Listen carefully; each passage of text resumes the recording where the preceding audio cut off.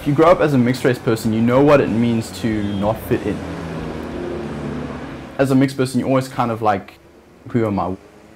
What am I really? Because you can't define it.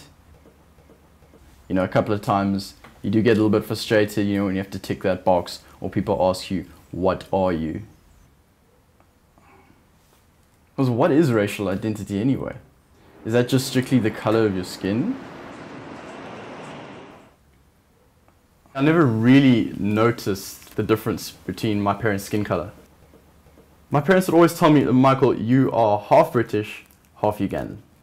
I got pictures that I drew when I was 5 or 4 years old, and I drew my whole family in white, because I just didn't see the difference. So skateboarding, I got involved in when I was 10 years old. Everyone I skated with was white. Being the only black guy, I have all these white friends, and skateboarders, they like to mess around at the expense of others. So I was always at the end of the black jokes.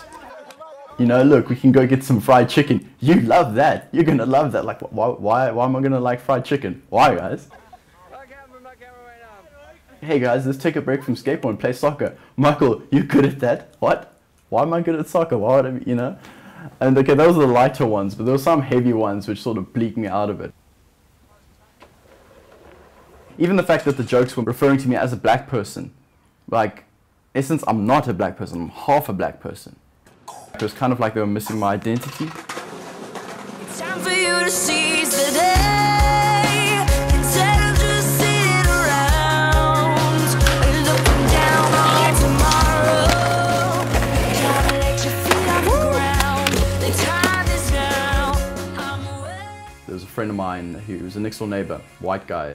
His father came and knocked on the door and like told him, no boy, you're not staying at this person's place. I only found out later that, yeah, it was actually his father didn't want his white son interacting with a mixed family or black family or whatever you want to call it. I think it has been an issue, my skin color. It has been an obstruction to girls liking me.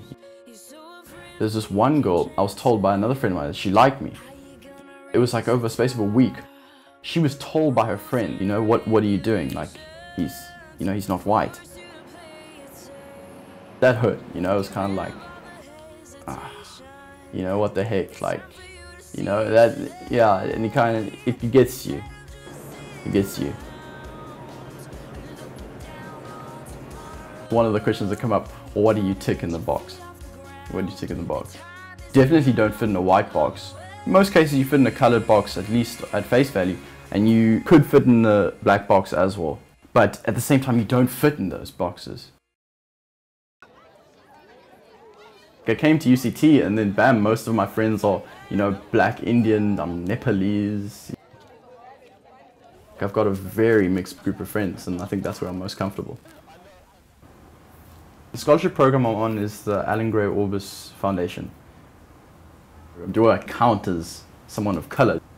You know, as you engage in those things and you sort of think about them, it's a little bit hard. You get the job not necessarily because you're the best, but because they need to fill it in. You know, it's kind of like an insult to your competency.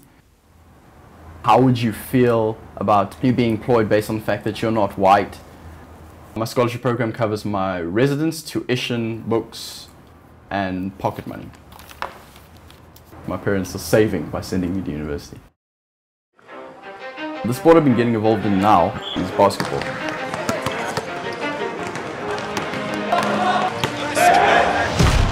It's pretty clear that basketball is definitely mostly a black sport.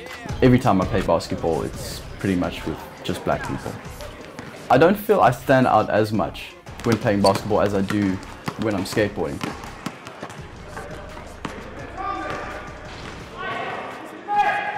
You notice the white guys playing basketball, you'd be like, you know, oh, black colored, Asian, white, what?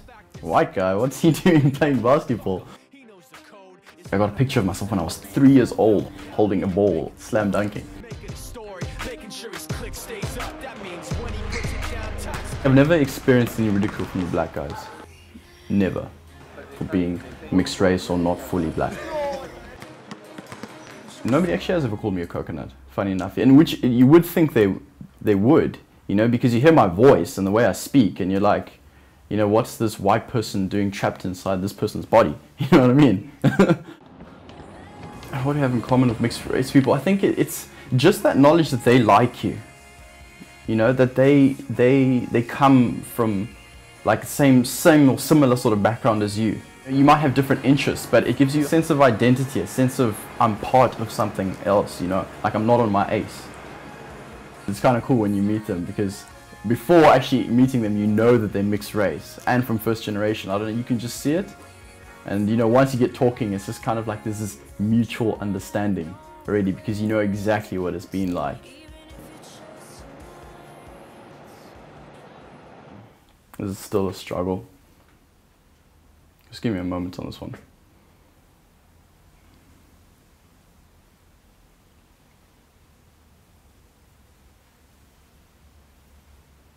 Not to the extent that it was.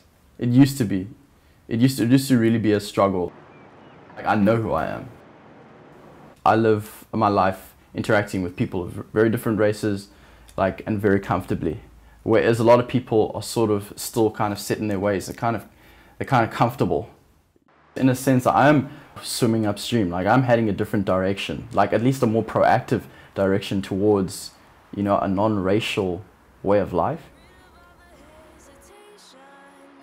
It's time for you to seize the day instead of just sitting around and looking down on tomorrow. You gotta let your feet off the ground. The time is now. That's so funny, dude. You just Can't get some food.